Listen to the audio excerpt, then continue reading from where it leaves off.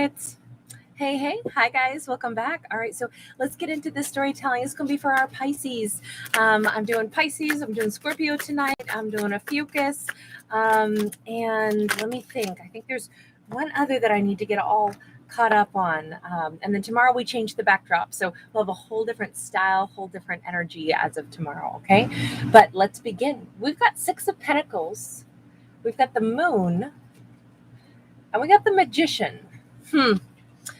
Pisces, this starts out nice. It starts out with kind of some surprises, some unexpected. Hey, elusive girl, good to see you, beauty. How are you? This starts out with somebody wants to connect with Pisces. They want to give equally. Or something that Pisces has been contemplating, wanting to give energy to. They may not realize just how powerful that desire actually is, because that is somebody manifesting the heck out of this in a big way. They may simply think, I'd kind of like to do X, Y, or Z. It's in the forefront of my mind or the back of my mind. But what they don't realize is thinking that way is already like creating. It's already making stuff happen. Now, my impression is, because it's a Six of Pentacles, my impression is that Pisces is maybe thinking about someone who happens to be thinking about them at exactly the same moment in time. They don't know this. This could be, obviously, to me, our Pisces is one who's unaware that something is coming toward them. Now, it could be a Virgo Gemini that is trying to manifest the Pisces, but it's kind of sweet, and it's kind of a soft energy, because it feels like Pisces would like this for themselves as well. Maybe Pisces is thinking about a particular someone, and they have no idea that particular someone is thinking about them right now. I've got that song in my head, Somewhere Out There, by Linda Ronstadt, from that old cartoon. Fievel, is that right? Please fact check me if I'm wrong. Hey, Lindsay. Hey, Jamie. Brad Craft in the house. Great to see you guys. All right, let's take a look. Tell me about the Magician, because that's what Pisces is unaware is kind of like already stewing and brewing for them. 10 of Wands. That Magician is associated with an alleviation of like heavy energy. This is laying down burdens. This is something that could be, it's lifted, it's elevated. It's really kind of, this is nice energy coming off of whomever our Magician is. This is somebody who either wants to lift burdens off of, they want to bring balance in. So they might be, unfortunately, and I say unfortunately only because I was hoping that this would always stay light, but instead it looks like this could be someone that Pisces actually had some kind of conflict with. They might be thinking about how nice it would be to just resolve things, hug it out, reconnect with someone, talk about something again, or maybe Pisces is just kind of like thinking, we had some good times. I just wish that those good times could return. Well, that's what this character is thinking as well. Whoever our Magician is wanting to lay down those burdens as well. This is somebody who wants to heal things with the Pisces. This is somebody who is wanting peace. They're wanting balance, like more than anything. They're actively manifesting it. They're not just thinking about it either. They're really starting to make way for this. I like the fact that our characters are so balanced. They're so clear and so single-minded in their pursuit of what they would like, which is balance. They would like to have balance with Pisces. That's, it's so nice when we see energy of wanting to heal rifts instead of like keep arguments flowing. That's always kind of a nice, oh my, 10 of Pentacles, Ace of Cups. Somebody wants a straight up do-over. I don't know if this is just a short-lived, argument or something. This could be the kind of argument that we have sometimes with somebody where it's like, we get into a little snit first thing in the morning, and then we go off to work, and throughout the day, both people are just like, I hate being at odds with my person. And by the end of the day, it's like by 10 p.m. that night when they get to see each other again, like the energy is totally shifted. In fact, I feel like there is this huge expression of love coming from this person, where at one point in time there was probably some conflict. This looks very much very sincere, like somebody walks right up and instead of awkwardly saying, hey, how's it going, indicating that they kind of are uneasy or that they're still in that kind of like irritated energy. No, this person's coming right up, walking directly toward the Pisces and this is like that holding hands and looking deep into somebody's eyes and being like, I'm so glad to see you. I've been wanting to see you all day. It's that kind of like, this is somebody being extremely vulnerable, extremely raw. And I think that it's not often that we get the stories where two people say what's more important than anything is that I get to see my person at the end of those long, busy days. Yes, we'll have our problems. Yes, we'll have conflict sometimes. But this doesn't feel like, like a lover's connection where then there was huge separation and somebody was miserable and the other person hurt someone else. And then they sat there and they both stewed in hurt and pain and somebody's got to crawl to come back in. That is so not what this storyline is. This is someone who just simply says, they might hate fighting and arguing with the Pisces, and fights and arguments are going to happen, right? That's just life. But this character, having conflict with the Pisces, instead of it building a rift between themselves and Pisces, it makes them that much more clear on how much better their life is when they're not at odds with their Pisces, how much more they actually want to give energy and give their heart to this. This is not somebody who's full of ego. This is somebody who actually says, I found a really good thing in my Pisces and I don't want to let that go. This is sweet. It's soft. It's powerful. What was the situation between them and Pisces? Because I do want to know that. Could this be a new energy? We have Temperance. Look, somehow in this storyline, they already had a nice flow at one point in time. This character and Pisces already had a nice flow. And then something got bumpy, something got rocky. This is two people who typically work well together. Something got bumpy. Yeah, there was awkwardness that showed up. Maybe these two didn't know how to communicate about one particular topic.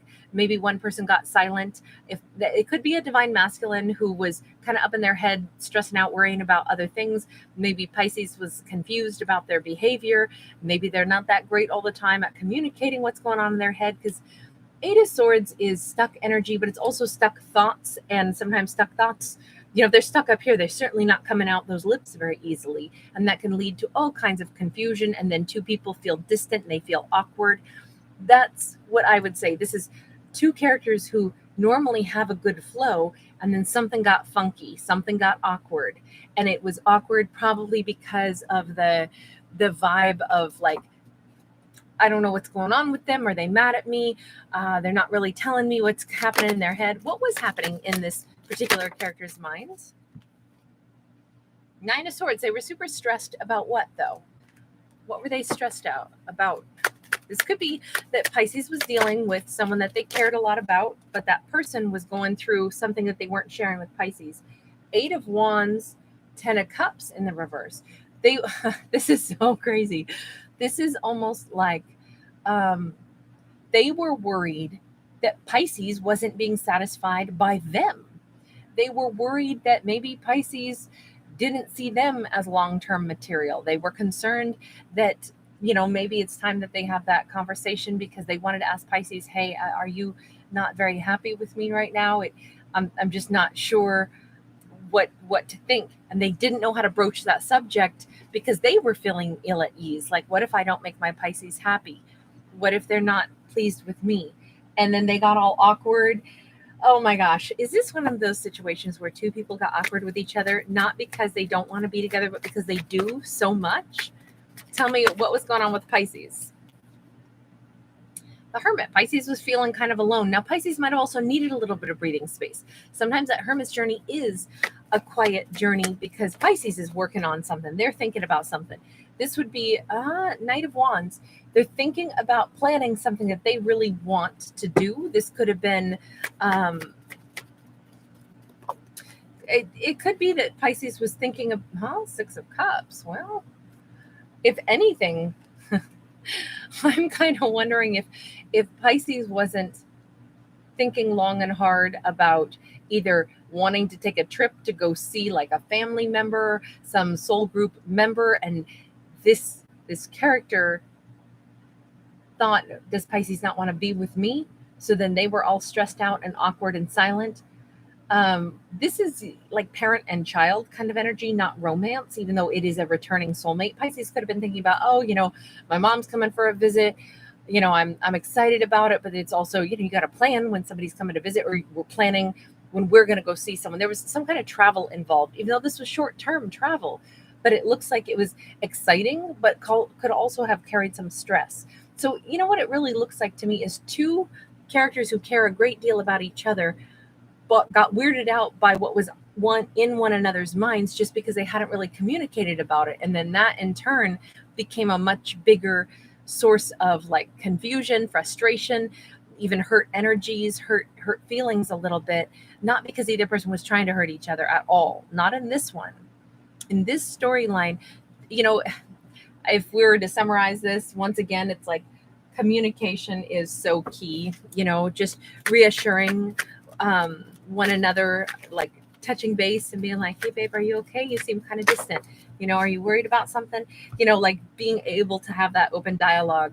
Ace of Wands in the reverse, because otherwise the bad fantasy gets into somebody's head, right? Like, oh, they probably don't want to be with me. They might be falling in love with somebody else. There's no way that this person still has feelings for me. They probably aren't passionate about me anymore. They don't want to kiss me. This is like the bad fantasy where we write some whole big old book about what we assume the other person's feeling like, thinking about, not caring about us, not being passionate about this relationship. And it's kind of like that way lies madness to start, describing what might be going on in someone else's head or mind instead of just asking them, hey babe, what's up? So I think that's the big message on this is maybe these two did have a little bit of like a reduced like intimate passion though for a while. Yeah, because it's great to bond through passion, but it's also really good to bond through honest, truthful communication. So maybe these two had a very fiery, passionate physical relationship, and then life gets busy, things happen. Pisces is over here maybe thinking about friends, family, travel, other things that have to, we're headed into the latter half of the year now. We've got holidays that come up kind of all of a sudden. Lots of things have to be, lots of extra pressures sometimes get stacked on people, and it almost seems like Pisces was kind of busy thinking about some other stuff. This character was concerned Pisces wasn't too interested in them anymore.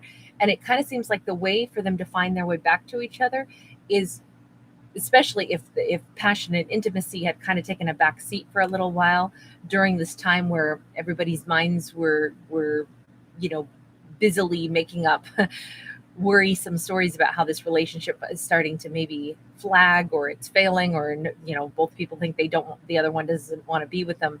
These two probably needed a chance to reconnect, not with intimacy, but with communication, because this really is speaking the tea, right? The truth, the big T, and really spending time to just, maybe these two just need like a nice little, let's just go out and spend a few hours taking a walk together, holding hands. Let's sip coffee and just talk like the rest of the world has melted away, kind of the way people do when they're on that first date. This feels first date like again. This is two people that need to be able to reconnect and rekindle with real communication and just spending quality time being in each other's energy, kind of melting into each other's energy space where the rest of the world and all the stresses don't matter. Like, I think these two really want to be together. That's what we've seen all through this. This person is crazy about their Pisces, just crazy about them. But they did feel a little neglected or a little bit left out, is what this said. And then they were pretty stressed, thinking Pisces didn't want anything to do with them, or that they didn't make Pisces happy. And instead of them asking that point blank, they didn't know how to. So instead they get stressed and silent. It's an, you know what? I like the stories that kind of like just don't have a big drama and intrigue, but maybe are just more relatable, because it's so easy for scenarios like that to pop up. I mean, this is fiction, right? But in real life, I think that's a really relatable thing that can so easily happen with any people. It doesn't matter if it's romance or not. Friends can start to feel like, oh, I don't even think that person likes me anymore.